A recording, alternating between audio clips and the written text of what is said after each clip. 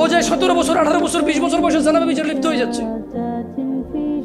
কিন্তু ও যদি আল্লাহকে ভয় পেত আর শারীরিক চাহিদার জন্য আল্লাহর কাছে বলতো, আল্লাহ আমাকে ধৈর্য দাও, আমি রোজা রাখতেছি, আমাকে সাহায্য করো, আমাকে তৌফিক দাও, আমাকে উত্তীর্ণ করো, বিবাহ পর্যন্ত আমাকে তৌফিক দাও, তাহলে আল্লাহ যিনি রহমান, যিনি ওদুদ প্রেমময়, তুমি আল্লাহর ভয়ে জানা বাদ দিলা, আল্লাহর কাছেই চাইলা, ধৈর্য আল্লাহর জন্যই ধরলা, আশা আল্লাহর কাছেই করো, তিনি কি তোমাকে ফিরাবে?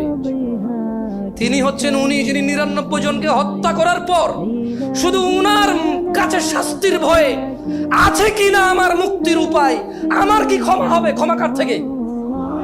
তাহলে ওই যে বনি ইসরায়েলের ঘটনা, ও 99টা মানুষকে মারার পর কার কাছে ক্ষমার জন্য? ক্ষমা হবে কিনা ব্যাকুল হয়ে গেছে, কার কাছের জন্য?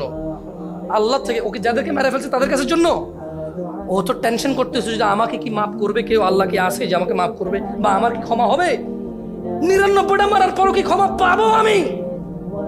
আল্লাহ কি ওর জন্য জমিনকে কাছে করে দেয় নাই? এই মাটি তুমি এক চুল নাড়তে পারবা?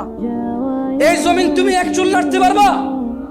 ভাই আমার, তুমি কি বনি ইসরায়েলের ওই 99 জন হত্যাকারীর চাইতে নিজেকে খারাপ মনে করো?